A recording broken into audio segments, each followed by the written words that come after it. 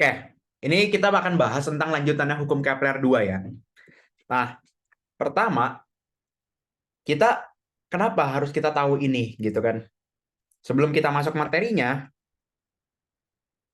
kita coba lihat dulu sumber permasalahannya itu apa gitu kan. Sumber permasalahan apa? Jadi kita perlu belajar itu gitu ya. Pertama, misalkan kita punya ya kayak begini. Kita punya elips kayak begini. Terus misalkan fokusnya di sini. Ini F1. Kalau misalkan kita ditanya, berapa lama dari peri ke aphelion? Gampang ya. Kita tinggal jawab setengah periode gitu kan. Nah, sekarang kalau misalkan ditanya, berapa lama sih dari peri ke titik ini? Berapa lama gitu kan? Terus mungkin kalian jawab, oh Kak, dari hukum Kepler 2 yang tadi kita belajar, kita bisa pakai ini. Kita cari aja luasannya. Misalkan ini titik X, ini titik C, kita cari luas aja. Luas X, F1, C. Kita cari aja, kita bandingin dengan keseluruhan elips. Nanti kita dapat deh berapa lama waktunya. Nah, tapi ternyata pas kita coba pelajarin, cari luas ini tuh nggak segampang itu. Cari luasannya nggak segampang itu. Kalau kalian lihat ya, ini bentuk geometrinya apa ini? Ini kayak seperempat lingkaran ya, tapi kita nggak tahu ininya tuh berapa, terus ini tuh kan kayak miring gitu ya teman-teman ya. Ini kayak melengkung gitu ya. Melengkung tapi pusatnya kan di sini, gitu. Jadi cari luasnya tuh kita nggak tahu gimana caranya. Nah, jadi itulah alasan kenapa kita perlu belajar yang ini ya teman-teman. Yang lanjutan hukum Kepler 2. Supaya kita bisa cari berapa sih luasan ini. Emang tujuannya apa sih Kak? Buat kita cari berapa sih lama waktu yang dibutuhkan buat dari titik C ke titik X gitu. Atau ya titik-titik khusus gitu ya, titik-titik random. Misalkan kita mau di sembarang titik, bisa nggak? Bisa. Dari sini ke sini? Bisa. Gitu ya. Jadi tujuannya itu. Nah, pertama, ingat lagi ya, hukum Kepler 2 yang menyatakan bahwa dA sama dengan setengah H dt. Artinya, T itu sebanding dengan A. Ya, luasan yang disapu itu sebanding dengan waktu yang ditempuh. Gitu. Nah, terus tadi yang kita udah pelajarin, pas di MBL 1, ya udah gampang dong Kak, tinggal dibandingin aja gitu kan. Seperti ini. Nah, sekarang problem berikutnya, gimana sih cari cara sorry. Problemnya adalah gimana sih cara kita cari luasannya gitu kan. Contohnya kalau di gambar yang kanan ini titik X, ini titik P, gimana cara cari luas ini? Gitu. Kan kita nggak tahu ini luasannya berapa. Nah, lanjut. Oke, kalau misalkan kalian lihat ini, mungkin kalian udah bingung duluan ya. Kayak terlalu riweh. Kita nggak tahu asal muasal dari mana. Ide berpikirnya, alur berpikirnya gimana gitu kan. Karena udah langsung dicekokin semua. Nah, enaknya kita belajar dari konsep dasarnya. Konsep dasarnya itu yang ini. Kita dapat menganggap elips merupakan sebuah lingkaran yang digepengin pada salah satu sumbunya dengan fraksi B per A. Oke? Jadi, elips itu merupakan lingkaran yang kalian gepengin. Kalian bayangin aja kalian punya bola, terus kalian tekenin. Kalian tekan di salah satu sumbunya gitu ya. Kalau misalkan bola itu kan, ya mungkin kayak gini lah ya anggapnya. Ya anggap aja kayak begini, anggaplah ini bola, terus kok hilang. Terus misalkan kalian tekan di sumbu yang vertikal ini. Maka yang akan terjadi apa sih?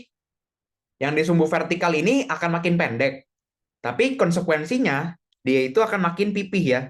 Jadi kayak elips gitu kan. Nah, itu yang dimaksud di sini. Jadi elips itu merupakan lingkaran yang digepengin di salah satu sumbunya dengan fraksi B per A. Seperti itu. Nah, sekarang kita coba bahas turunin rumusnya itu gimana. Enakan kita bikin lagi ya, bikin sendiri gitu. Seperti ini. Tadi kita punya bahwa kalian lihat di sini luasan SPX.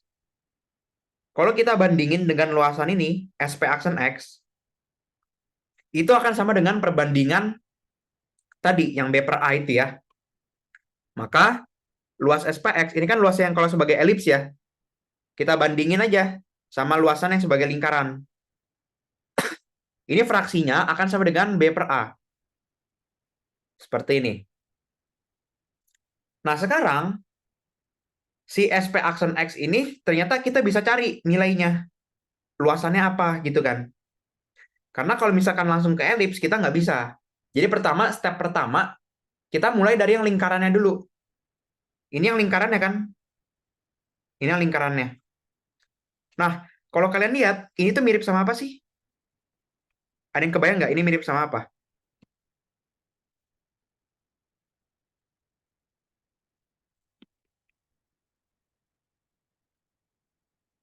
Mirip sama apa yang ini?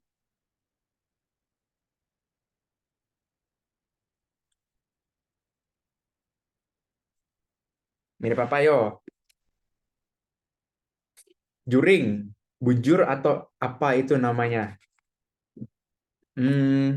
Ya juring ya. Ini adalah kayak juring lingkaran atau ya bayangin aja kayak pizza gitu ya teman-teman. Bentar aku rename dulu ya.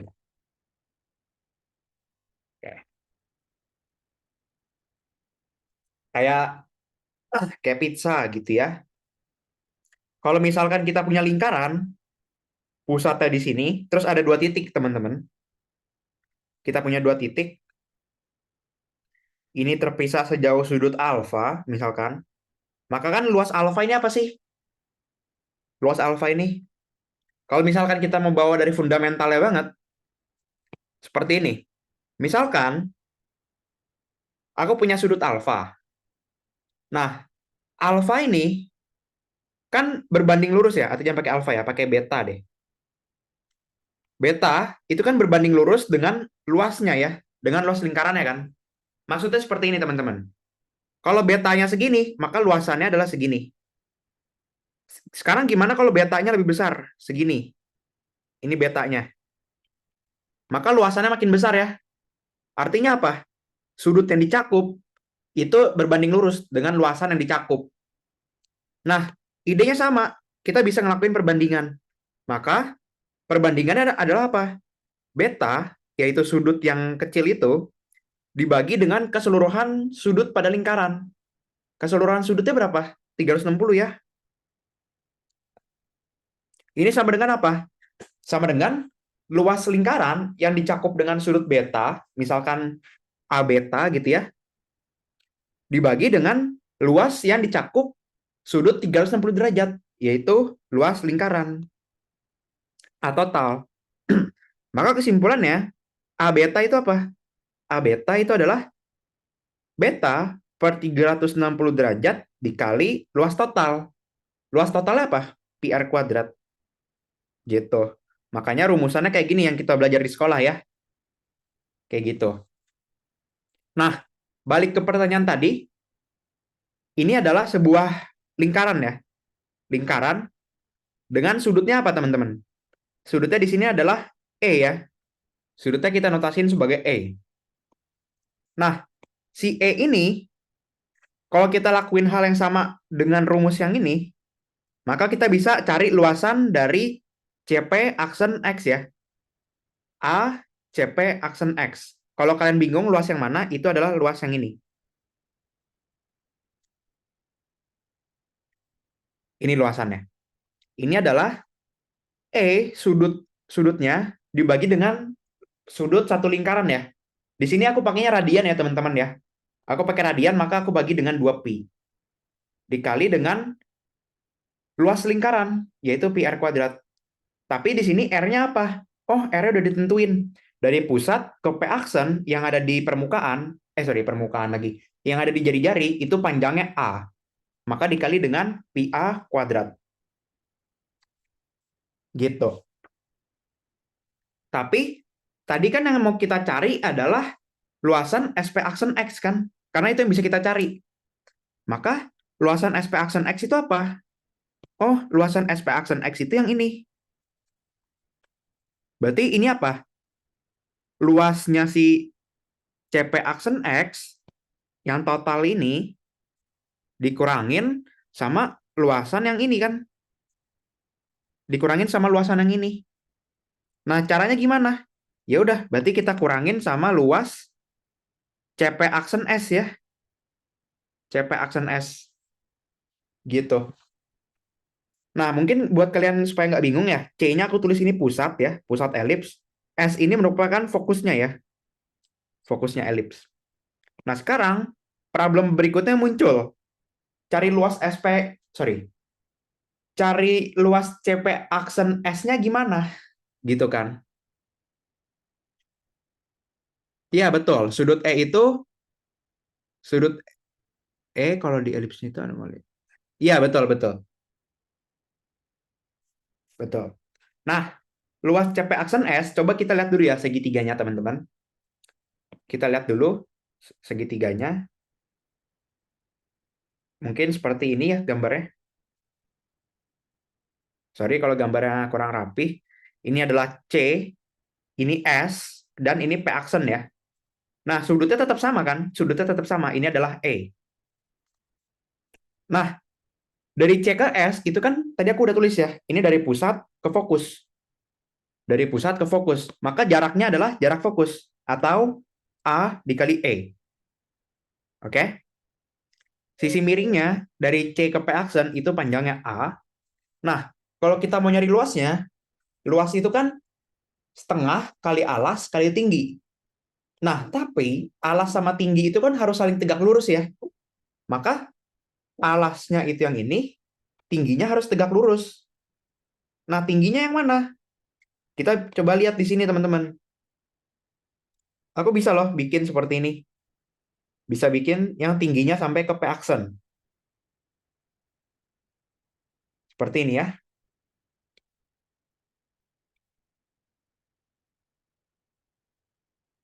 Ya, seperti ini kurang lebih.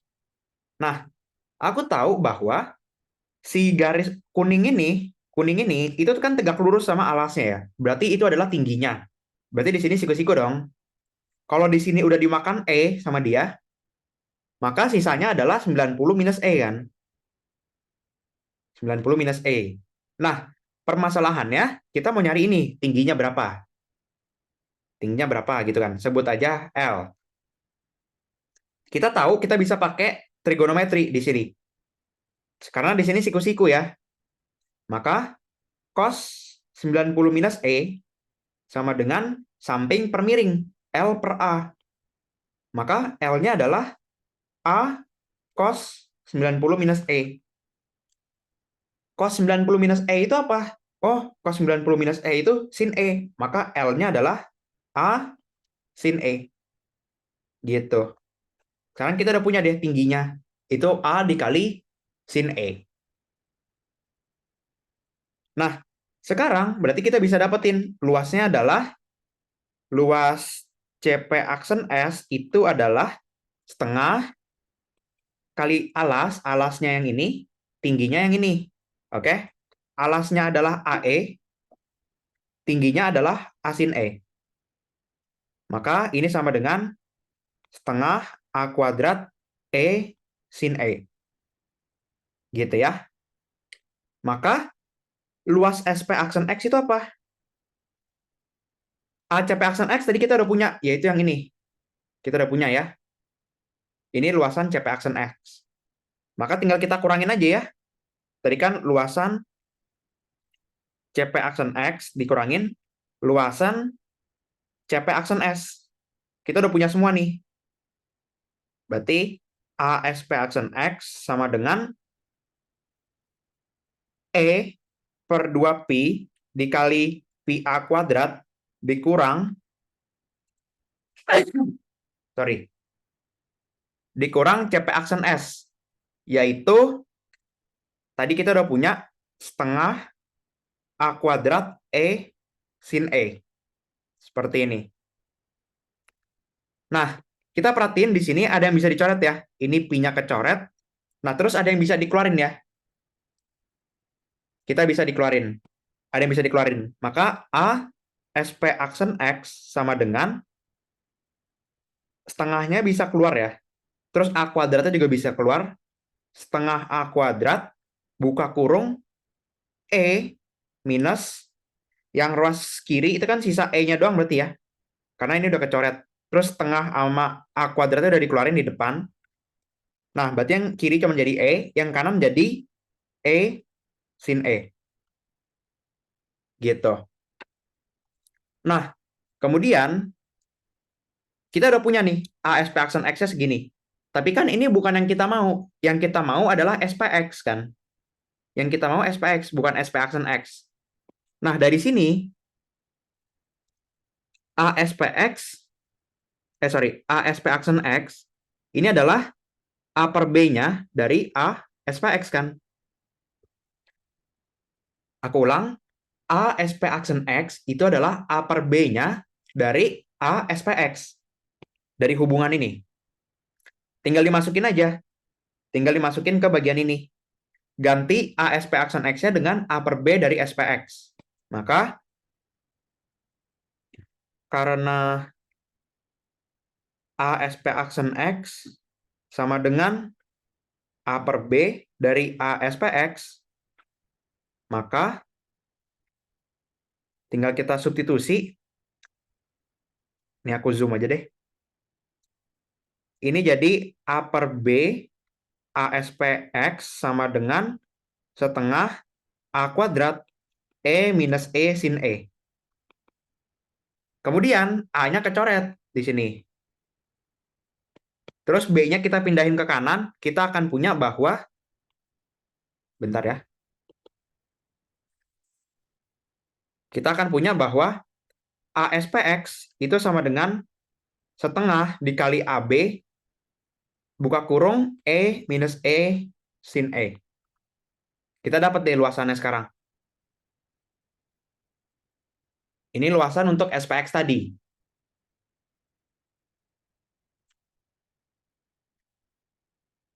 Setengah AB sin gamma ya Kak, di ACP aksen S. Gamanya itu yang di mana?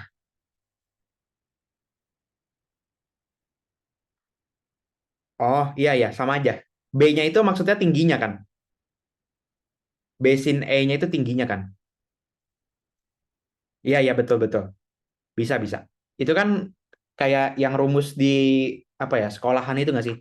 Yang kayak, nggak tahu sih, aku pernah denger aja waktu sekolah. Ya, asalnya dari situ. Pembuktian B per A terus gimana, Kak? Pembuktiannya itu cuman kayak gini ya, teman-teman ya.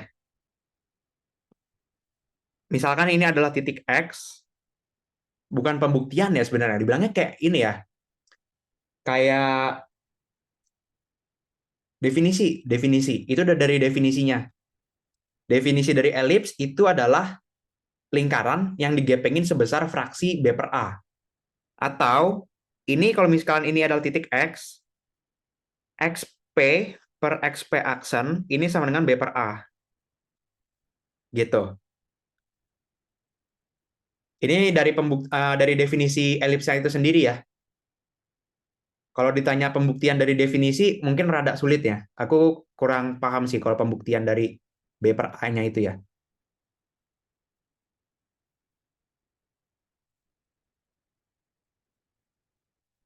Ada lagi yang mau ditanyain?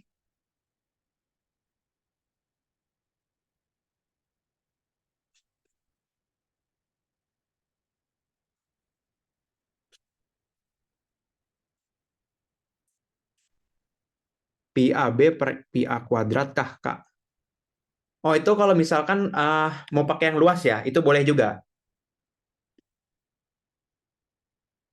Kalau pakai luas, itu boleh. Tapi maksudnya, itu kan berarti kita udah tahu rumusnya duluan kan? Kita udah tahu rumusnya duluan. Jadi teman kalian ada yang bilang, ini tuh dari mana? Gitu kan? ASPX per A SP aksen X. Yaudah, yang atas itu kan berarti luasan sebagai elips kan? Kan yang SPX itu elips. Berarti pi AB per luasnya sebagai lingkaran, pi A kuadrat. Kayak gini kan? Ini kecoret, A yang di atas kecoret, maka B per A gitu kan. Nah, tapi kan ini kita udah tahu duluan bahwa si SPX itu elips. Gitu. Maksudnya kalau misalkan, aku belum tahu nih elips apaan, aku cuma tahu lingkaran. Aku cuma tahunya lingkaran. Terus aku gepengin itu jadi apa? Nah itu aku kurang tahu kalau itunya dari mana gitu. Tapi kalau yang ini iya betul dari situ.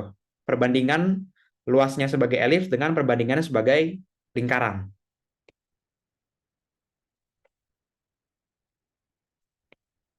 Ada lagi yang mau ditanyain?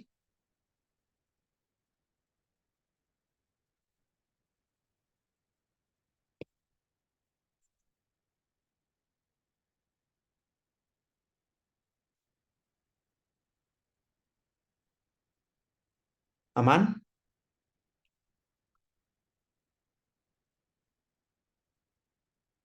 Oke, kalau aman, nah mungkin kita pakai ini aja ya.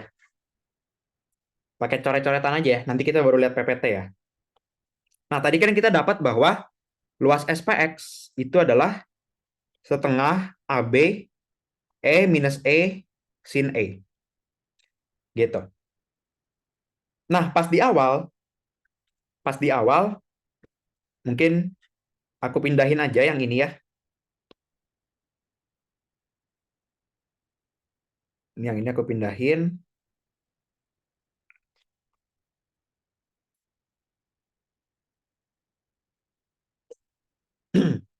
Nah, berarti aku akan punya bahwa ASPX itu sama dengan luas elips dikali T per T besar ya. Ini kan yang awal banget tadi. Maka kalau aku substitusi, berarti A elips dikali T per T besar sama dengan setengah AB E minus E sin E. Luas elips itu apa? Oh, luas elips itu pi AB dikali T per T besar sama dengan setengah AB E minus E sin E. Maka di sini AB-nya bisa kecoret ya. AB-nya kecoret. Nah, idenya adalah kita mau bikin E minus E sin E itu sendiri. Kita mau bikin yang bagian ini sendiri. Maka E minus E sin E sama dengan duanya pindah ya. Ini adalah 2 pi T per T besar. Nah, di sini kita definisikan E minus E sin E itu adalah M. M itu disebut sebagai anomali rata-rata ya, mean anomali. Jadi di sini kita bikin definisi bahwa E minus E sin E sama dengan 2 pi T per T besar sama dengan M atau mean anomali. Mean anomali. Nah, kenapa kita sebut sebagai mean anomali? Berarti kalau kita ngomongin mean anomali itu kan rata-rata ya. Kalau kita ngomongin rata-rata, berarti kan aslinya nggak segitu kan. Kayak tadi kita ngomongin berat partikel. Kita ngomonginnya rata-rata. Berarti kita anggapnya satu partikelnya sama beratnya kan. Tapi di sini berarti aslinya nggak gitu. Kenapa? Karena kalau kalian lihat dari rumusnya ya, kalau kalian lihat dari rumusnya, ini tuh cuman pure bergantung sama T-nya ya, teman-teman. Artinya, kalau T-nya nambah 2, jadi 2 kali lipat, ya udah berarti dia naik 2 kali gitu kan. Kalau T-nya 3 kali, naik 3 kali, dan seterusnya ya. Artinya, kita nganggap bahwa di elips itu gerakannya konstan ya. Gerakannya konstan. Padahal aslinya kan enggak ya. Kadang dia kenceng banget, kadang dia pelan banget. Gitu. Mean anomali itu sudutnya di mana Kak proyeksinya? Itu kalau di gambar itu emang nggak ada. Tapi ini tuh kayak apa ya? Kalau aku ngebayanginnya gini, mean anomali itu berapa sih anomali benarnya kalau kita nganggap bahwa perubahan anomali benar itu konstan. Gitu. Berapa perubahan anomali benar kalau si perubahan, kalau si gerakannya itu konstan, kecepatannya, kecepatan sudutnya. Aslinya kan enggak kan? Di sini kalau kita lihat ya, misalkan dari titik X ke titik P, sama dari titik P ke suatu titik baru, misalkan titik Z, itu kan kecepatannya beda kan? Kecepatan sudutnya kan? Beda-beda gitu kan? Nah, maka kalau misalkan kita anggapnya konstan, maka kita sebut sebagai anomali rata-rata gitu. Nangkep maksudnya? Atau masih bingung? Kalau di gambar emang nggak ada. Oke. Aman teman-teman sampai sini? Sampai min anomali?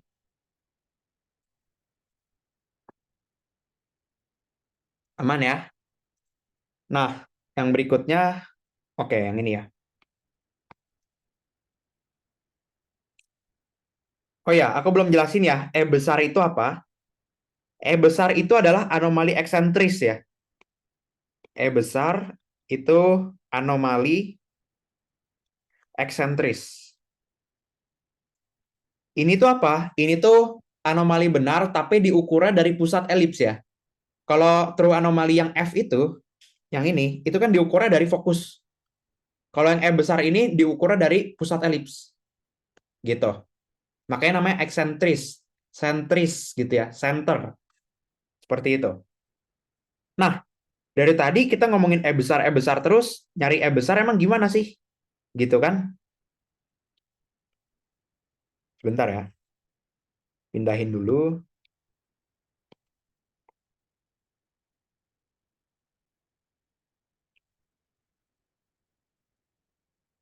Gimana cara kita nyari E besar? Nah, sekarang kita lihat ya. Kita punya segitiga ini, teman-teman. Segitiga CP aksen ke titik ini, sebut aja titik apa ya? Uh, titik K lah ya. Titik K. Sekarang lihat segitiga CP aksen K. Di sini kita punya bahwa sin E, cos deh, cos E sama dengan CK per CP aksen ya. CK per CP aksen. CP aksennya kita udah punya, CP aksen itu sebagai A. Kemudian CK-nya berapa? Oh, CK itu yang ini. Panjangnya adalah dari sini ke sini, panjangnya jarak fokus. Ditambah dari sini ke sini. Berarti CK adalah AE ditambah jarak S ke K. Gitu kan? Nah, sekarang pertanyaannya, SK itu berapa? Sekarang kita lihat, teman-teman. Dari S ke P, itu kita tahu ya, itu kan posisi di orbit ya. Posisi di orbit yang kita belajar tadi. Maka panjangnya adalah R. Panjangnya R. Sudut di sini apa? Sudut di sini adalah sudut anomali benar ya. Sudut anomali benar, ya kan? Dari S ke X naik ke P. Maka sudut yang dibentuk adalah sudut anomali benar. Maka kalau kita lihat segitiganya seperti ini. Ini siku-siku, ini F, ini R, terus ini adalah S, ini K gitu ya. Maka kita akan punya cos F sama dengan SK per R. Berarti SK itu adalah R cos F. Gitu kan? Kita masukin ke sini. Berarti CK sama dengan AE ditambah R cos F. Terus kita masukin deh. Berarti kita udah punya CK di sini. Kita masukin ke sini. Kita masukin ke rumus cos E tadi. Maka cos E sama dengan AE ditambah R cos F per A. Oke?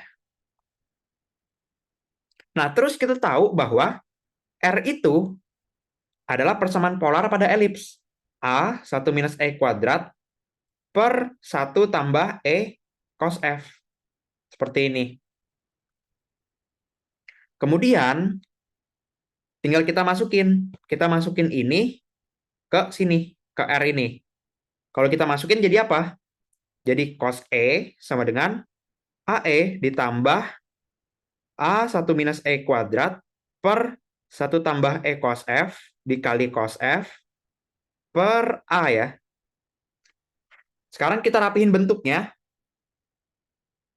Yang ini kita samain dulu ya penyebutnya. Yang bagian atas kita samain dulu penyebutnya. Jadi cos E sama dengan AE dikali 1 tambah E cos F ditambah A1 minus E kuadrat cos F. Per-nya langsung turun ke bawah aja ya.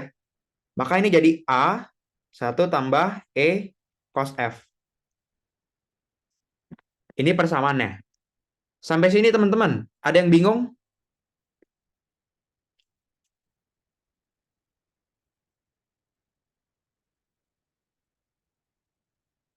Gimana teman-teman? Aman. Yang lain ada yang bingung nggak kenapa bisa jadi begini?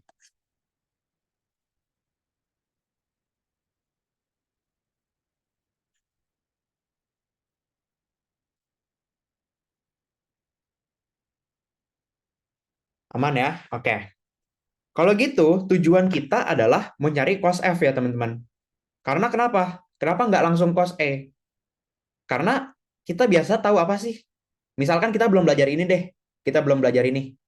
Yang kita tahu kan dulu cuma anomali benar kan? Kita nggak tahu anomali eksentris itu apa kan? Yang kita tahu cuma anomali benar. Makanya kita mau nyari hubungannya sama anomali benar. Kita bikin cos F sama dengan. Gitu kan? Maka di sini kita coba kali ya. Mungkin di next slide aja.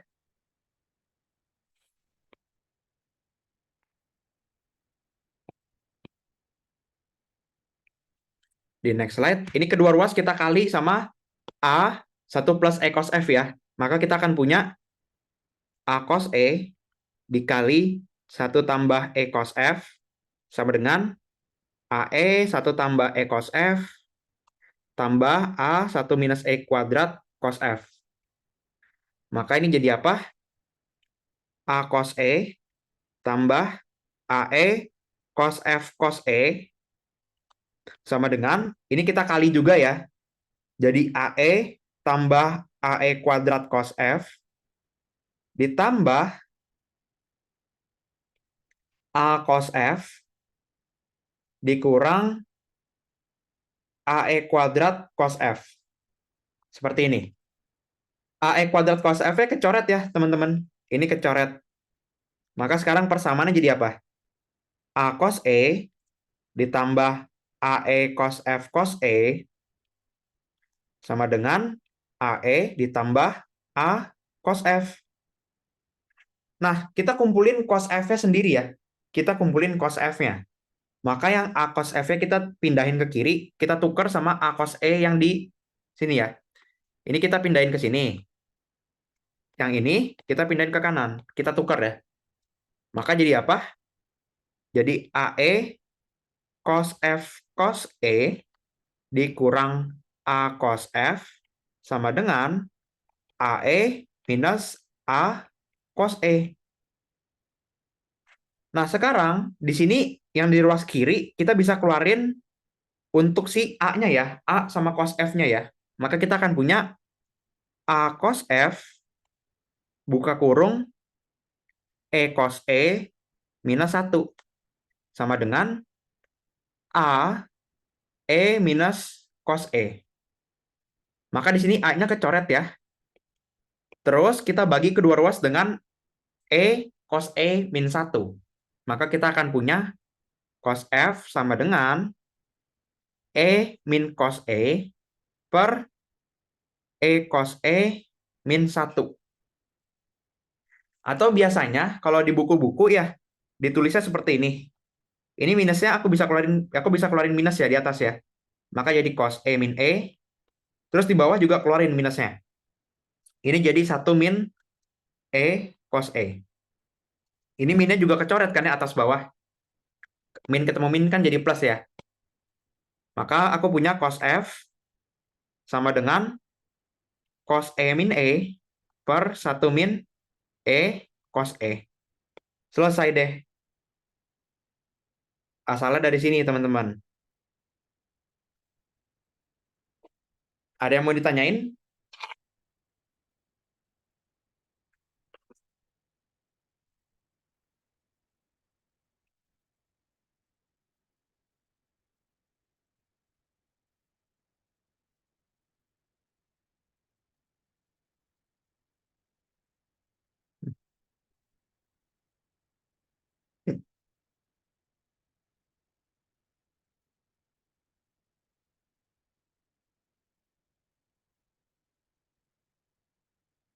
Gimana?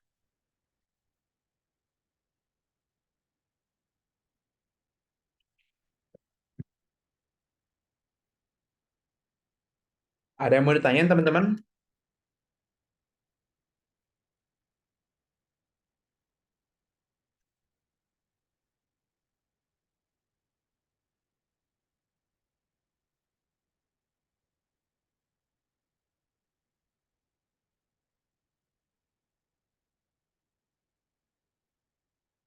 Yang penting inilah ya. Yang penting kalian tahu rumus akhirnya. Yang atas-atasnya, ya pusing ya liatnya ya. Aku juga sih. Oke, aku lanjutin ya. Ini penurunannya. Tadi ini kalau ditulis aja, kalau ditulis tangan, ditulis pakai keyboard ya. Itu kayak begini. Nah, nah ini adalah konklusinya ya. Jadi ini rumus-rumus yang kita perlukan ya, teman-teman. Ini konklusi dari apa yang kita pelajarin dari tadi. Gitu. Nah, di sini kita punya workflow ya. Workflow maksudnya alur bekerjanya ya. Biasanya kita dikasih tahu dua hal. Kita dikasih tahu dua hal. Antara kita dikasih tahu waktu atau enggak, kita dikasih tahu posisi. Oke? Dikasih tahu waktu atau dikasih tahu posisi. Kalau dikasih tahu posisi, kita akan punya anomali benar. Oke? Nah, kalau misalkan kita dikasih taunya waktu, maka kita bisa dapat apa? Hubungan waktu itu sama anomali eksentris ya. Sorry, anomali rata-rata. Hubungan waktu itu sama anomali rata-rata. Seperti ini. Dari T, kita bisa tahu anomali rata-rata. Dari anomali rata-rata, kita tahu bahwa M besar sama dengan E minus E sin E. Maka dari M besar, kita tahu anomali eksentris. Oke? Dari anomali rata-rata, kita tahu anomali eksentris. Dari anomali eksentris, kita bisa tahu apa? Oke, kita bisa tahu anomali benar. Kita bisa tahu anomali benar. Tapi berlaku nggak sebaliknya? Ya berlaku sebaliknya.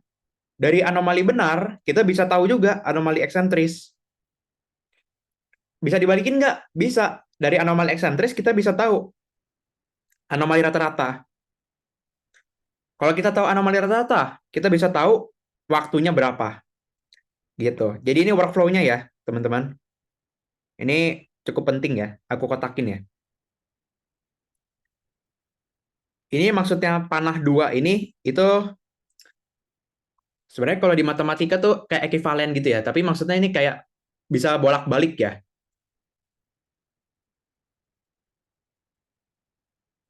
Gitu. Ada yang mau ditanyain sampai sini?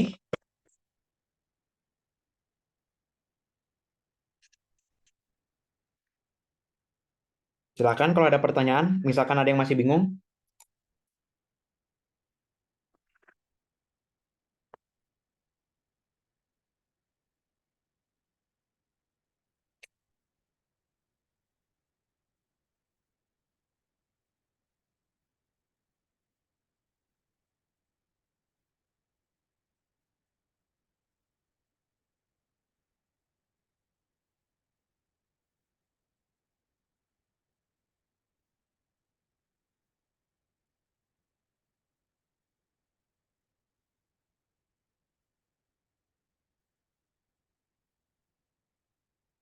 Gimana? Ada pertanyaan?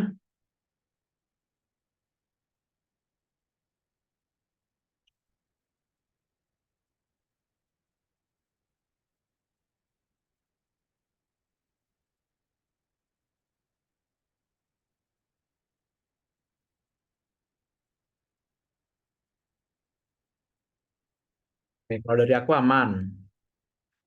Yang lain, yang lain?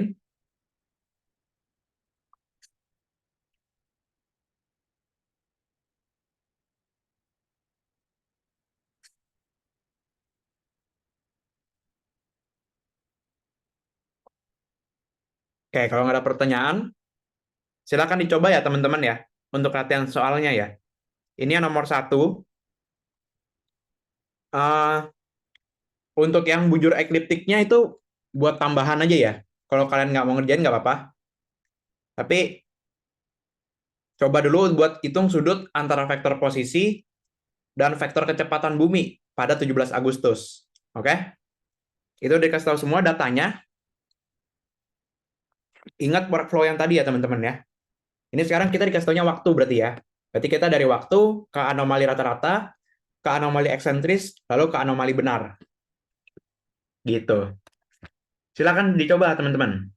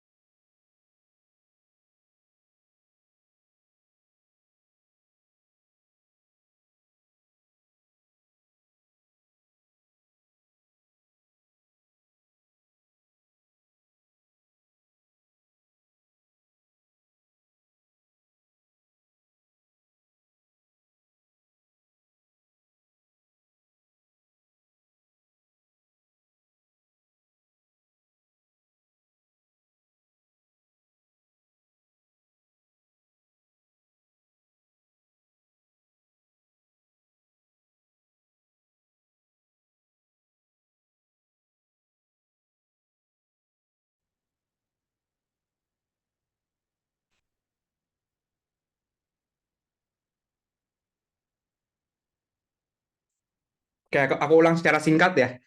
Tadi recordingnya ke stop, sorry. Nah, tadi kan pertama kita dapat T-nya, yaitu 226 hari, dari tanggal 3 Januari ke 17 Agustus. Kemudian berarti workflow-nya seperti ini. Dari waktu, dapat anomali rata-rata. Dari anomali rata-rata dapat anomali eksentris. Dari anomali eksentris dapat anomali benar. Kemudian kita cari anomali rata-rata, dapat 3,88 radian pakai rumus ini. Kemudian kita tahu bahwa M itu adalah E minus E sin E. Nah, cara ngitungnya kita di sini akan pakai metode iterasi ya. Pertama, kita harus setting dulu kalkulator kita ke dalam radian, yaitu dengan pencet shift, pencet mode, terus ke radian. Cara ngebalikinnya juga sama aja, pencet shift, pencet mode, ganti ke degree. Gitu. Cara balikinnya sama aja. Nah, kemudian kita bikin E sama dengan bla bla bla ya. Berarti di sini yang bagian ini aku pindahin ke sini. Maka persamaannya jadi ini. Kemudian aku masukin angkanya, tapi kan permasalahannya kita nggak tahu ini berapa kan. Maka di sini kita melakukan penebakan ya. Kita tebak sebuah angka, tapi angkanya jangan terlalu aneh ya. Jangan kalian isi 1 juta atau diisi 100.000 gitu-gitu ya. Angkanya yang masih logis aja, angkanya. Aku tebak misalkan 5. Nah, pas perhitungan pertama, aku dapat segini. 3,8639 bla bla bla. Kemudian aku balikin ke persamaan tadi. Si angka 5 ini aku hapus, aku ganti dengan ANS. Maka jadi persamaan yang ini. Kemudian aku pencet sama dengan terus berkali-kali. Pencet sama dengan terus berkali-kali hingga hasilnya konvergen. Gitu. Konvergen itu maksudnya hasilnya nggak berubah-berubah ya. Setidaknya untuk berapa angka di belakang koma. Maka kita dapat jawabannya adalah 3,868 radian. Nah, setelah dapat E-nya, kita bisa cari F-nya. Di mana cos F sama dengan cos E min E per 1 min E cos E. Tinggal dimasukin, dapat F-nya adalah inverse cos. Berarti cos 3,8639 minus 0,0167 dibagi dengan 1 min 0,0167 cos 3,8639.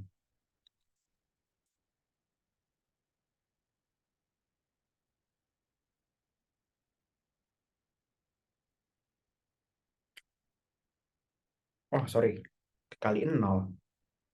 Cos 3,868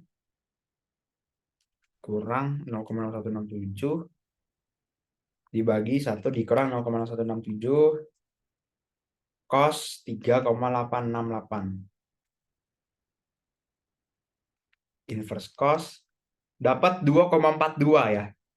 2,42 radian. Ini untuk anomali benarnya. Dari anomali benar, kita tinggal pakai rumus R ya, teman-teman. R itu, sebenarnya ini F-nya nggak harus radian ya. Yang harus radian itu pas di metode ini doang. Setelahnya, kalau kamu mau ganti E-nya ke derajat, itu juga boleh. Gitu. Maka R-nya adalah A 1 minus E kuadrat per 1 tambah E cos F. Dapat R-nya adalah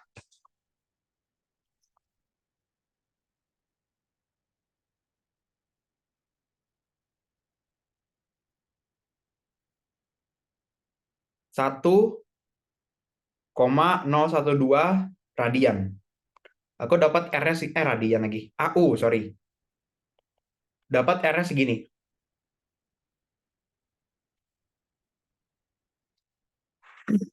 Oke, sampai sini bisa ngikutin, teman-teman?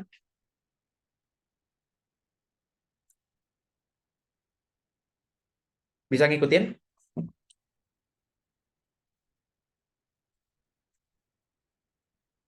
Bisa ya? Oke, setelah dapat R-nya, dari dapat R, gimana sih cara kita nyari sudut? Tadi 1,012 AU. Gimana cara kita nyari sudutnya? Gitu kan? Tadi anomali benarnya 2,42 radian. Atau kalau dikali ke derajat, 2,42 kali 57,3. 138,67 derajat. Oke? Nah, sekarang gambarnya kurang lebih gimana? Gambarnya kurang lebih begini ya.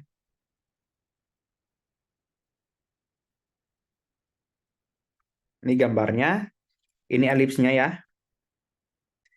Fokusnya di sini. Anomali benar 138 tuh di mana sih kira-kira? Ya, anggaplah di sini ya. Anggaplah di sini. Ini anomali benarnya. Ini vektor posisinya ya, teman-teman. Ini vektor posisinya, terus vektor kecepatannya arahnya ke sini.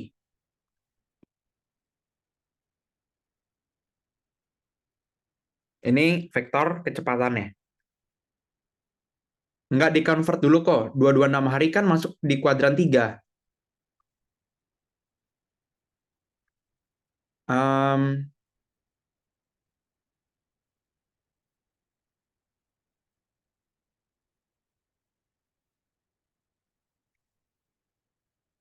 oh iya, benar-benar benar. Eh,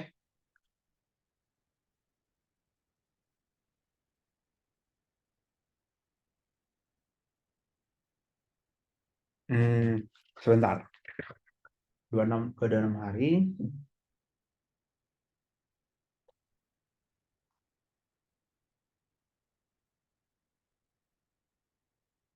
Oh iya, benar. Ambilnya yang kuadran 3 ya. Benar, benar, benar. Thank you ya koreksinya. Ambilnya yang kuadran 3. Thank you, thank you, thank you. Aku nggak ngeh dari tadi. Nah, tadi teman kalian bilang, ya betul. Agustus itu udah lebih dari apelionnya. Maka ini F yang belum terkoreksi ya. Belum terkoreksi. Maka F yang betul itu adalah 2pi minus 2, mungkin aku tulis saja F terkoreksi ya.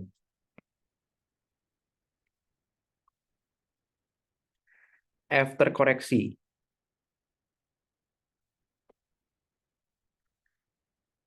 Ini adalah 2pi minus 2,42 radian. Berarti 2pi minus 2,42. Dapatnya 3,863 ya,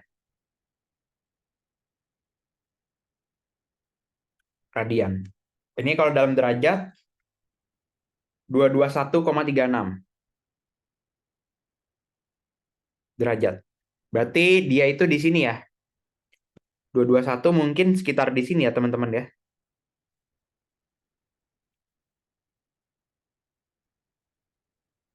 Ini posisinya di sini. Berarti arah vektor kecepatannya ke sini. Ini arah vektor kecepatannya. Ini vektor posisinya. Gitu. Nah, sekarang sudut yang dimaksud itu adalah sama kayak tadi ya. Kita perpanjang dulu untuk R-nya ya.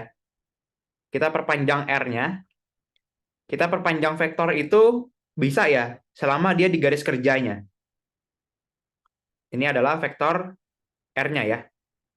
Nah, maka sudut yang dimaksud itu adalah sudut dari pangkal ketemu pangkal. Maka sudutnya adalah yang ini. Nah, cara nyarinya gimana? Kita bisa pakai momentum sudut. Di mana MVR, misalkan ini sudutnya alfa, MVR sin alfa sama dengan, kita bisa bandingin sama M akar GMA 1 minus E kuadrat. M kecilnya kecoret, maka sin alfa sama dengan akar GMA 1 minus E kuadrat per VR. Nah, ingat ya, ini sin alfanya pasti kalian dapat di kuadran 1, karena dia pasti positif ya. Tapi lihat ya, bahwa dia itu udah lewat apelionnya ya. Dia udah lewat apelionnya, maka kita ambil alfanya yang tumpul, yang di kuadran 2. Nanti dapat alfanya itu sekian. Nanti aku hitungin deh. Dapat alfanya, berarti kita cari V-nya dulu ya. V-nya adalah akar 2GM seper R minus seper 2A. Maka dapat V-nya adalah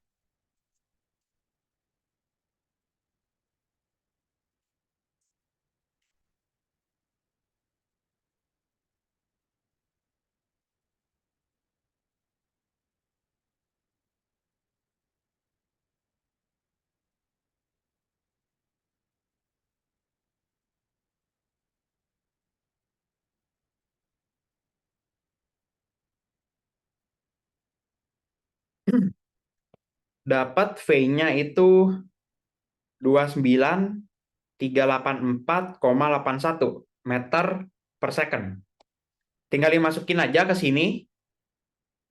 Dimasukin, kita akan dapat bahwa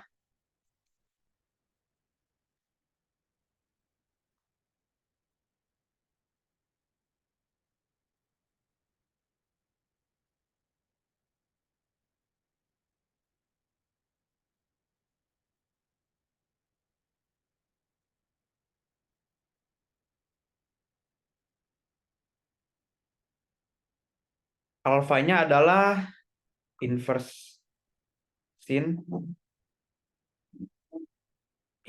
dikali 57,3, 89,34 ya. Bener nggak ini hitungannya? Kalian dapat berapa? Aku dapat 89,34. Tapi coba aku koreksi sekali lagi ya. Kayaknya ada salah hitung deh. 667, 10 min 11, 10,30 dikali 1,5 kali 10 pangkat 11 dikali 1 minus 0,0167 yang dikuadrat. Dibagi 29.384,81 dikali 1,012 kali 1,5 kali 10 pangkat 11. Iya, dapat alfanya segini. Sama, teman-teman?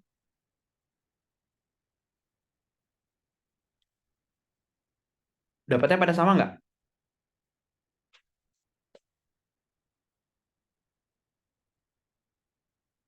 Dapat alfanya segini, tapi ingat ya, ini kalau kalian lihat, alfanya itu kan tumpul ya. Berarti alfanya itu bukan yang ini. Ini kan alfa pada kuadran 1 ya. Ini kuadran 1. Kita perlu ambil alfanya itu pada kuadran 2. Karena dia udah melewati jarak terjauhnya ya. Maka ini tidak memenuhi. Maka alfa yang memenuhi apa? Itu adalah 180 minus 89,34. Maka alfanya adalah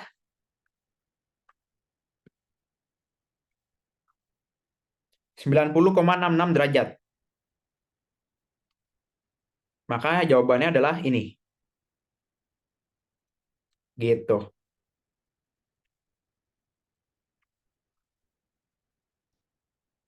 Gimana teman-teman?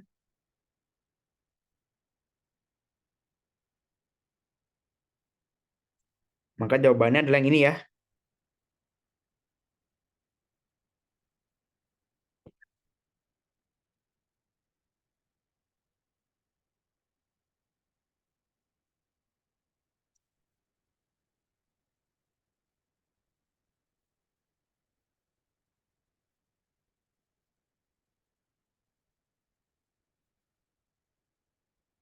Saya masih belum ngerti maksud kuadran-kuadran itu, Kak.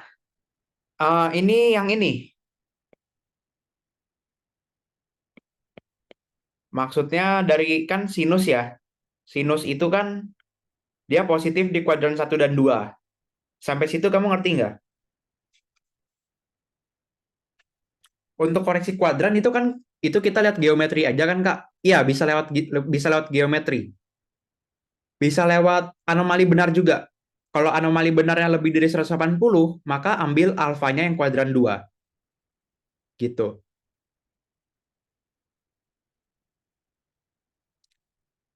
Oke.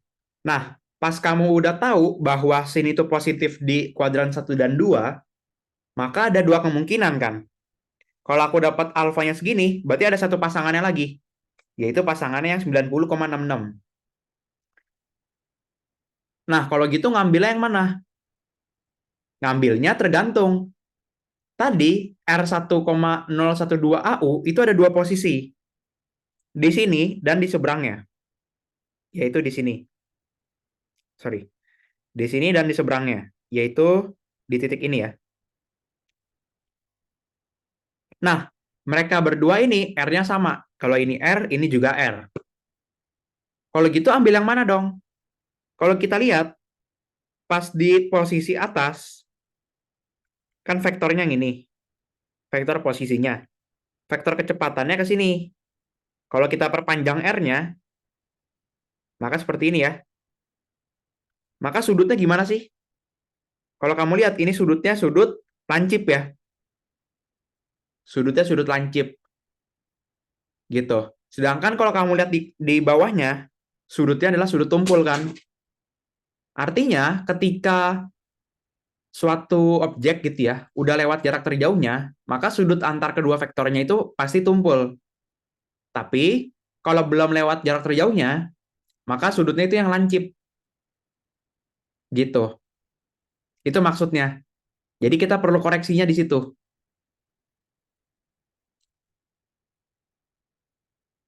Oke, udah paham ya? Berarti ada yang masih bingung?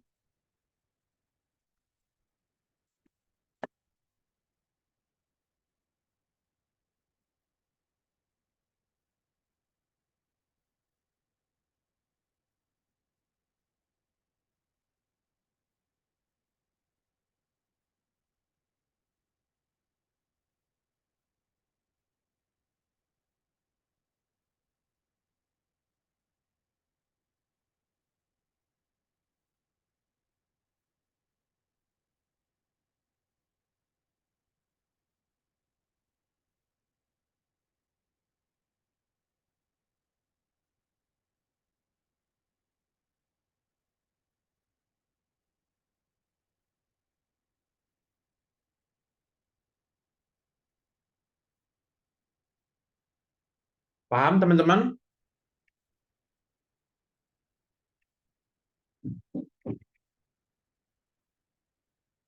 Oke.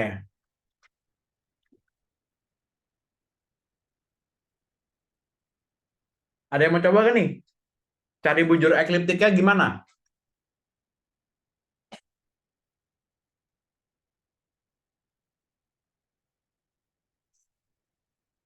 Ada yang kepikiran nggak? Ini gimana carinya?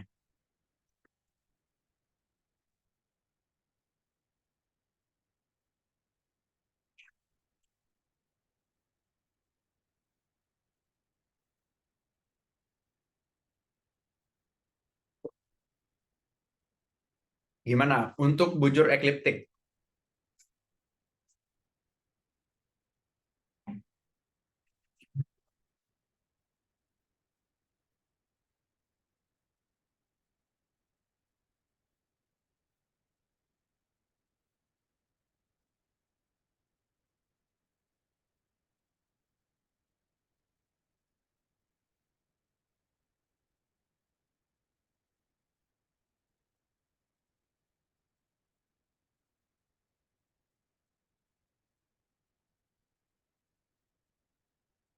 Cari RA sama deklinasi matahari. Terus gimana tuh?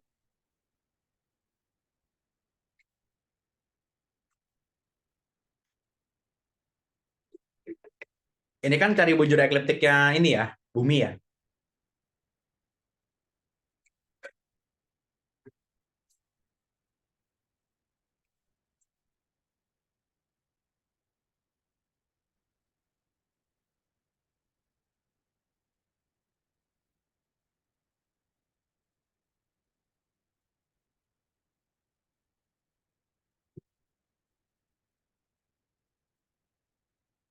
Gimana?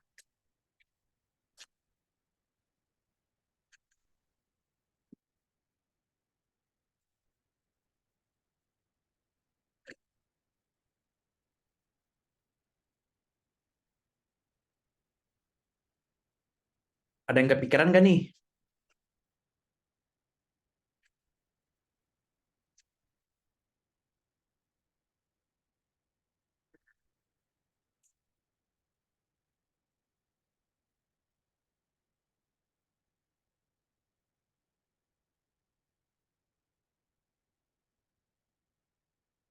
Ya mungkin kita skip dulu aja ya untuk yang bujur ekliptiknya ya.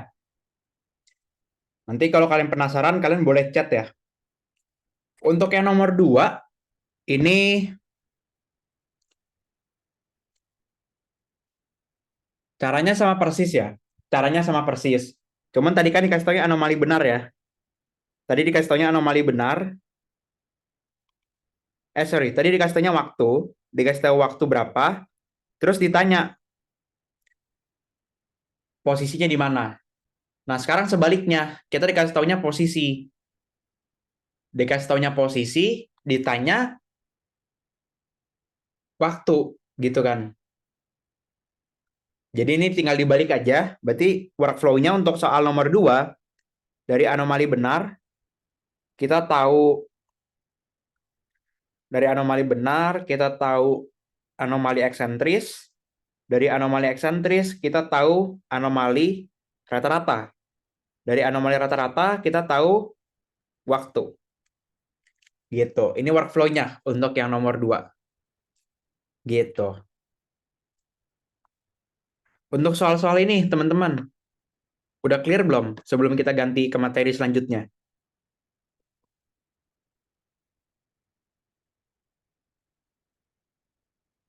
Harus dalam radian juga, kah, Kak?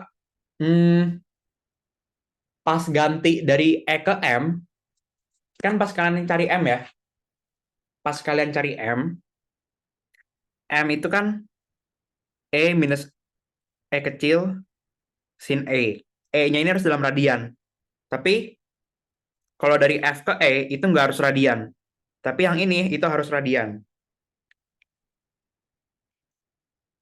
Harus iterasi dalam radian. Gitu. Itu untuk yang ini, teman-teman. Ada yang mau ditanyain?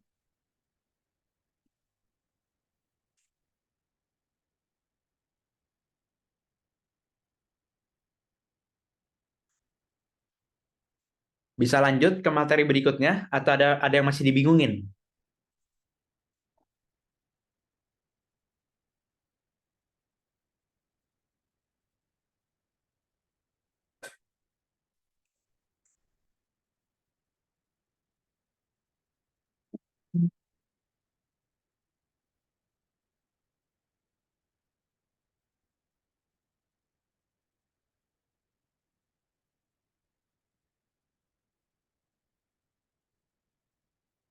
Oke, aman ya?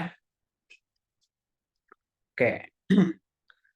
Hmm, sebelum ganti ke materi berikutnya, kayaknya kalian udah pada ini ya. Udah pada diam-diam aja gitu ya. Nggak kayak tadi pas pertama-tama.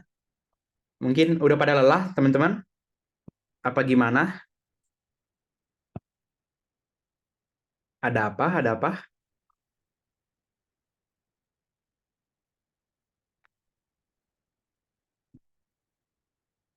Udah capek otak. Agak shock pas lihat soal aja sih. Shock gimana tuh?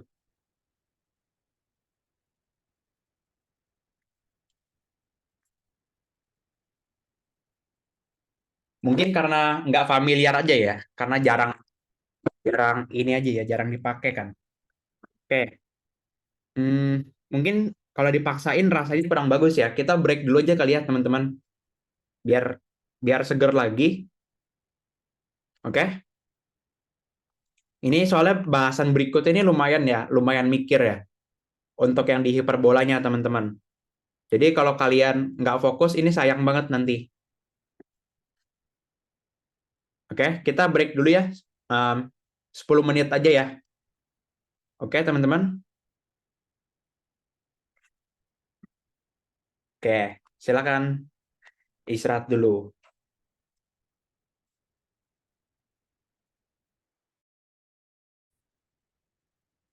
Nah, sekarang kita di parabola ya. Di parabola dan hiperbola dulu ya.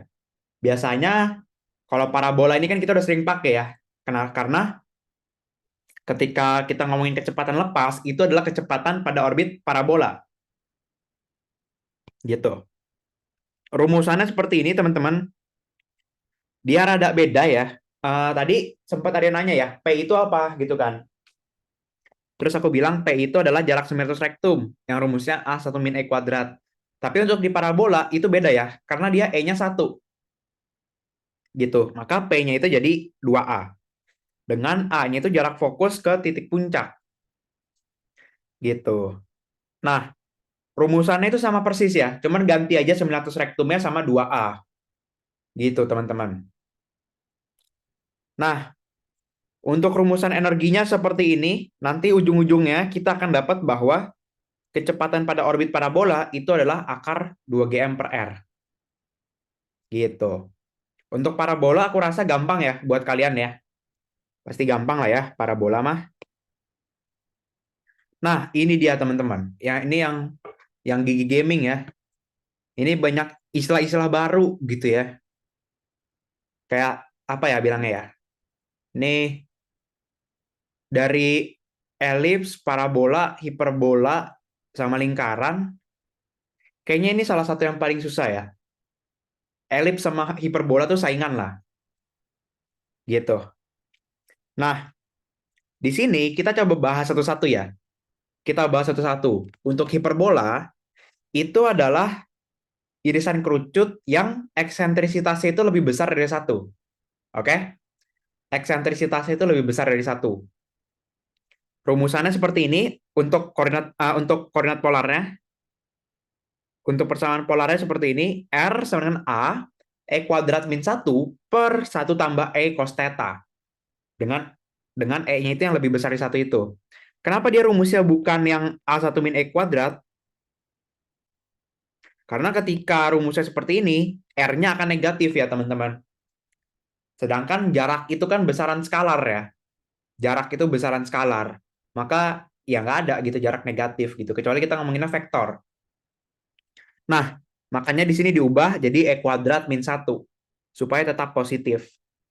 Nah, kemudian di sini sebenarnya ada dua konvensi ya teman-teman ya.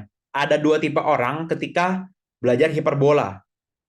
Tipe pertama, ada yang mau dia itu rumusnya sama persis. Kayak yang kita udah belajar di...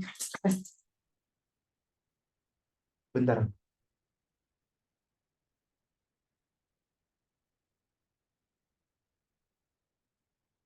Rumusnya sama persis. Kayak waktu kita belajar di elips. Jadi semuanya benar-benar sama. Tapi syaratnya, kita mau pakai A-nya itu negatif. Itu syaratnya ya. Itu kalau kita mau pakai rumusnya sama persis semua. Jadi persamaan polarnya seperti ini. R sama dengan A 1 minus E kuadrat per 1 tambah E cos theta. Masukin A-nya negatif. Tapi di sini, ya sebenarnya nggak salah ya. Mungkin dia itu kalau yang pakai A-nya negatif, nggak mau ini ya. Nggak mau ngafal rumus banyak-banyak gitu ya.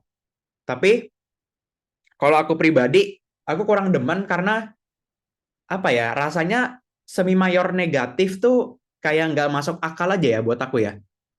Kayak semi mayor. Semi mayor itu apa? Oh, panjang dari ujung elips ke ujung elips yang satunya lagi. Tapi panjangnya harus yang paling panjang. Tapi kita dapetnya negatif. Apalah gitu kan. Aneh gitu kan. Makanya aku prefer buat rumusnya seperti ini. Tapi kalau kalian memakai ini juga boleh. Gitu. Untuk persamaan kecepatannya seperti apa? Persamaan kecepatannya kita tetap ya bawanya dia dari energi, yaitu yang T tambah U sama dengan GMM per 2A. Ini energi orbitnya positif ya teman-teman. Energi orbitnya positif. Maka T itu kan energi kinetik. Maka setengah mv kuadrat minus GMM per R sama dengan GMM per 2A. M kecilnya kecoret. Maka kita akan punya setengah V kuadrat sama dengan GM per 2A tambah GM per R. R-nya bisa keluar. GM-nya bisa keluar. Maka setengah V kuadrat sama dengan GM seper R plus seper 2A. Kita kali 2, kedua ruas, kita akan punya V kuadrat sama dengan 2GM dikali seper R plus seper 2A. Seperti ini rumusnya, teman-teman. Gitu. Ini untuk persamaan energinya. Kemudian, di sini ada hal yang baru ya buat kalian ya. Yaitu yang pertama, delta. Delta ini bukan deklinasi, tapi delta ini adalah sudut defleksi. Delta ini adalah sudut defleksi. Atau ada orang juga yang sebut sebagai sudut belok. Sudut belok. Atau ada yang bilang, ya ini aja sih, sudut belok, sudut defleksi, atau deflection angle, gitu ya. Nah, kemudian yang baru lagi adalah V infinite ya. V infinite, kuadrat. Di sini tapi V infinite-nya aja ya. V infinite adalah kecepatan ekses atau kecepatan si objek di jarak yang sangat jauh. Kecepatan objek di jarak yang sangat jauh. Gitu. Itu yang disebut dengan V infinite, kecepatan ekses. Jadi kecepatan tanpa pengaruh medan gravitasi apapun. Gitu. Jadi cuman pure akibat si fokusnya aja gitu ya. Sorry, enggak, dia belum dipengaruhi. Dia beneran nggak dipengaruhi apa-apa. Jadi nggak dipengaruhi sama matahari juga gitu ya. Nah, kemudian di sini ada theta max. Theta max itu apa? Theta max itu adalah anomali benar maksimum. Anomali benar maksimum. Sekarang mungkin kalian mikir, loh Kak, kita waktu belajar elips nggak ada tuh kayak gini, anomali benar maksimum. Nah, di sini itu apa? Pertama, kita harus bisa baca gambar yang kanan dulu ya. Kita harus bisa baca gambar yang kanan. Cara bacanya gimana? Di sini, kalian lihat itu ada arrival asymptote ya. Asymptote itu kayak garis yang nggak akan pernah bisa dilalui sama si objek. Jadi dia itu, apa ya, kalau aku mudahnya bayanginnya gini aja teman-teman. Misalkan kalian PDKT gitu ya, sama teman sekelas kalian. Kalian PDKT sama teman sekelas kalian, misalkan dia ganteng atau cantik banget gitu ya. Kalian deket banget gitu. Tapi ternyata kalian cuma dianggap sahabat gitu. Artinya kalian nggak akan bisa dapetin dia gitu. Sama kayak arrival asymptote gini. Nggak harus yang arrival sih, yang departure juga sama. Di jarak yang sangat jauh, dia itu bisa dibilang hampir sama ya, bisa dibilang sama.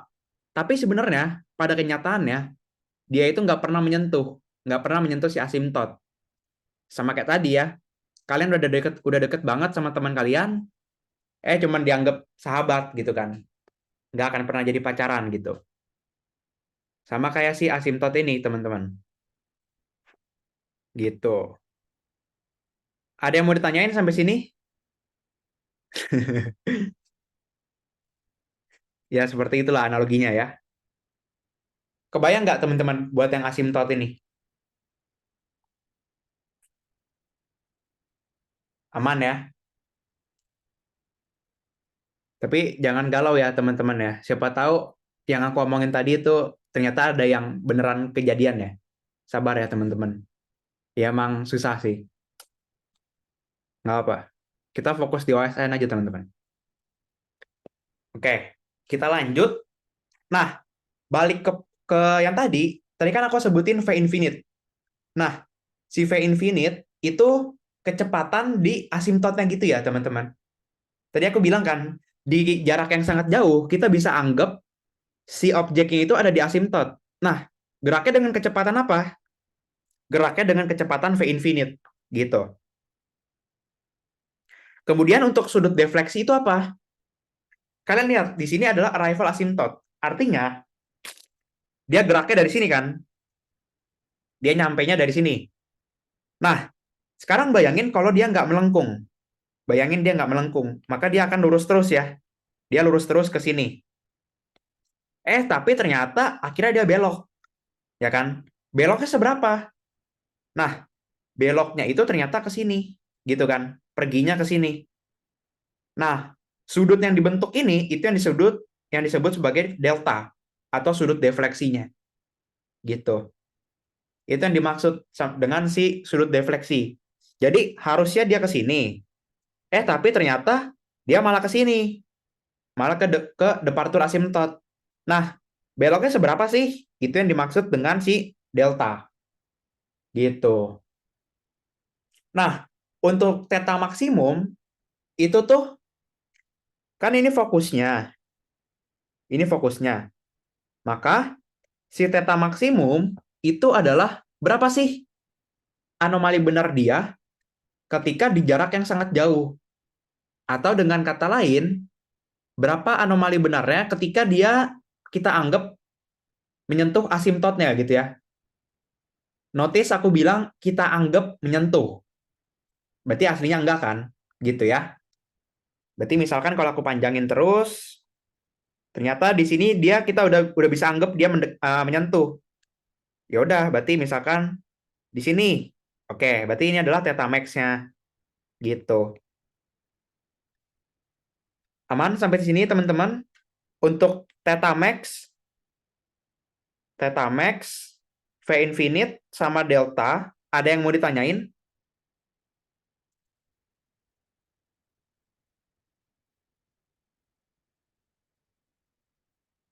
Aman. Yang lain gimana? Aman? Karena kalau kalian di sini nggak ngerti, pasti kesusahan nanti di hiperbola. Oke, mantap teman-teman. Nah, kemudian di sini ada satu besaran, yaitu namanya impact parameter. Atau parameter tumbukan ya. Parameter tumbukan. Nah, dia itu apa? Dia itu, kalian jangan mikir ini tumbukan beneran ya. Tumbukan yang di fisika itu ya. Ini bukan. Ini adalah sebuah besaran jarak. Besaran jarak. Jaraknya jarak apa? Ini adalah jarak tegak lurus antara fokus dengan asimtot. Asimtot itu kan yang ini ya, teman-teman. Fokusnya yang ini. Maka jarak tegak lurusnya yang mana? Ya udah, berarti yang ini kan. Yang ini kan. Nah, ini tegak lurus. Artinya, panjang garis ini, yang tegak lurus ini, itu disebut sebagai parameter tumbukan atau impact parameter tadi. Aku ulang sekali lagi. Ini kan asimtotnya. Fokusnya di sini.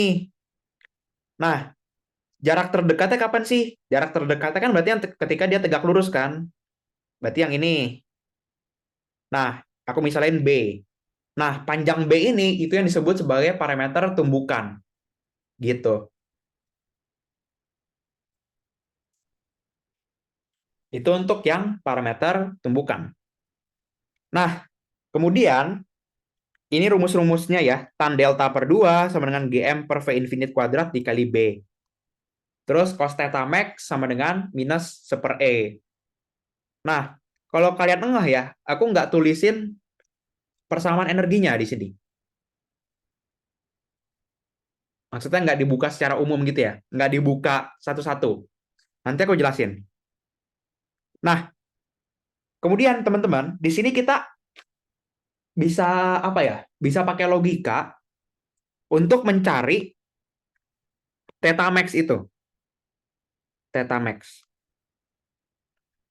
Nah, kalian coba lihat gambar di kanan ya. Kalian fokus lihat gambar di kanan. Nah, ini panjang garis ini sudutnya itu berapa? 180 ya. 180. Terus dia dibagi 2 sama rata. Sama si asimtot. Nah, ini udah dimakan sebesar delta. Maka sisanya apa ini? Sisanya ini totalnya ya. Misalkan ini alfa, 2 alfa itu adalah 180 minus delta. Ya kan? Berarti kalau kita mau nyari salah satunya doang, misalkan alfa. Alfa itu adalah 180 minus delta per 2. Sampai sini setuju teman-teman? Ada yang nggak setuju? Setuju ya? Iya. Nah, sekarang kalian lihat ya, theta max itu yang mana sih? Theta max itu tadi kan aku bilang ya, anomali benar ketika si objeknya itu kita anggap di asimtot. Maka, yaitu dari fokus ini, dari garis ini ke asimtotnya yang departur ya, yang dia cabut lagi, yang dia pergi lagi. Nah, tadi ini kan sebesar delta. Tadi ini sebesar apa teman-teman? Ini sebesar 180 minus delta per 2. Artinya kita punya hubungan bahwa theta max sama dengan delta ditambah 180 minus delta per 2. Gitu. Atau ini kalau di samain penyebutnya ya, berarti theta max sama dengan 2 delta tambah 180 minus delta per 2. Berarti theta max sama dengan 180 tambah delta per 2. Gitu. Kalian bisa pakai seperti ini. Nah, kemudian mungkin kalian bingung. Loh Kak, kita udah punya rumusnya adalah minus per E. Kenapa sih kita harus, misalkan aku kasih tahu yang ini. Kenapa? Kan kita bisa pakai langsung minus per E. Sekarang kalau kalian lihat, di sini kalau kita mau nyari E, kita harus pakai momentum sudut ya. Kita harus pakai momentum sudut. Nah, sedangkan di sini momentum sudutnya itu lumayan susah ya, teman-teman. Momentum sudutnya lumayan susah. Maksudnya gini, ini kan bukan sesuatu yang apa ya, kita bisa bayangin ya bentukan orbitnya bakal kayak apa gitu kan. Nah, di sini kalau misalkan kita bisa menghindari bentuk momentum sudut, maka akan lebih baik kan? Ya, kita coba aja lihat dari geometri ini gitu. Ternyata hubungannya seperti ini. Sampai sini teman-teman, ada yang mau ditanyain dulu untuk pengenalan-pengenalannya? Diingetin aja ya rumusnya ya. Tan delta per 2 sama dengan GM per V infinite kuadrat dikali B. Cos theta max itu minus per E. Rumus energinya begitu. Rumus momentum sudutnya begitu. V excess rumusnya apa, Kak? V excess itu biasanya langsung dikasih tahu ya. Biasanya langsung dikasih tahu V excess itu.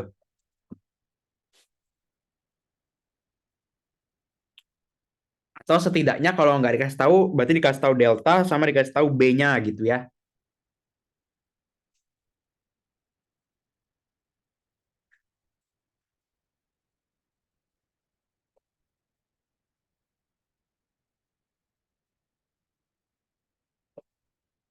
Uh, atau bisa juga gini ya. Kalau misalkan cuma dikasih tahu beberapa informasi, tadi kan gini, rumus kecepatannya, rumus V Viva-nya adalah V sama dengan akar 2GM dikali 1/R tambah 1/2A. Nah, V excess itu terjadi ketika apa? Ketika R-nya menuju Tahingga ya, di jarak yang sangat jauh, maka V-nya adalah kecepatan excess tadi. Nah, sekarang ketika R-nya menuju Tahingga, 1/R itu menuju 0 ya. Maka akibatnya apa? V itu adalah, maka kalau udah kayak gini, V-nya adalah V infinite ya, adalah akar 2GM dikali 1/0, sorry, 1/0 lagi. 0 ditambah 1/2A ya. Maka ini dikali 1/2A. 2-nya kecoret, maka kita akan punya V infinite sama dengan akar GM per A. Gini. Ini kalian bisa dapat dari sini. A-nya itu semi mayornya ya. Kalau dari energi juga bisa. Kalian masukin aja. Setengah M V infinite kuadrat. Tapi untuk yang minus GMM per R-nya itu 0. Karena kan R-nya menuju Tahingga kan. Minus GMM per R. Sama dengan GMM per 2A. R-nya menuju Tahingga. Gitu. Maka V-nya jadi V infinite yang akar GM per A. Seperti itu. Ada yang mau ditanyain, teman-teman?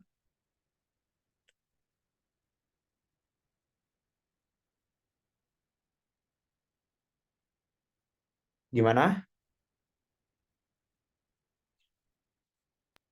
Aman. Oke. Kalau gitu kita coba latihan soalnya ya. Kita coba latihan soalnya. Untuk yang nomor 1, Pak Dodol sedang mengorbit matahari dengan orbit parabola. Jika jarak terdekatnya adalah 4 kali bumi matahari, tentukan kecepatan maksimum yang dapat dicapai si Pak Dodol. Maka RPE-nya adalah 4 AU ya, teman-teman. RPE-nya 4 AU. Ini adalah jarak terdekat. Rumus kecepatan di orbit parabola apa sih? 2 GM per R. Ketika R-nya minimum, dengan kata lain R-nya adalah terdekat, maka V-nya akan maksimum ya. Maka ini adalah V-nya V maksimum. Tinggal kalian hitung aja, maka dapat V-nya adalah 21,03 km per second. Dapatnya segini nanti.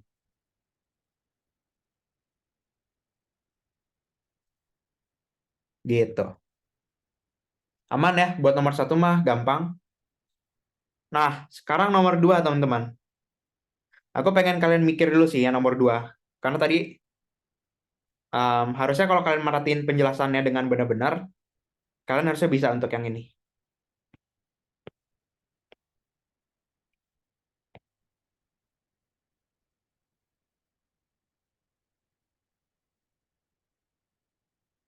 Nah, tapi cari eksentrisitasnya ya. Eksentrisitasnya, coba jangan pakai hubungan geometrinya ya. Eksentrisitasnya pakai momentum sudut ya, teman-teman ya. Jangan pakai yang hubungan geometri ya. Oke? Aku tulisin dulu rumusnya. Tan delta per 2 sama dengan GM per V infinite kuadrat B. Kemudian, ini untuk yang pertama, cos theta max sama dengan minus per E. Terus, setengah MV kuadrat minus GM M per R sama dengan GMM per 2A. Kemudian, MVR sin alfa sama dengan M akar GMA E kuadrat minus 1. Gitu. Coba cari ya teman-teman. Untuk eksentrisitas, jarak terdekat berarti RPE. Terus dicari juga deltanya. Sekalian aja untuk theta max-nya ya. Gitu. Tapi persyaratannya ini ya, eksentrisitasnya cari pakai momentum sudut. Gitu. Silakan teman-teman, dicoba dulu. Aku kasih beberapa menit ya, biar kalian mikir dulu. Berarti di sini informasi yang dikasih tahu adalah V infinite-nya itu 35 km per second. Kemudian parameter tumbukannya itu 5 AU. Seperti ini. Gitu. Silakan.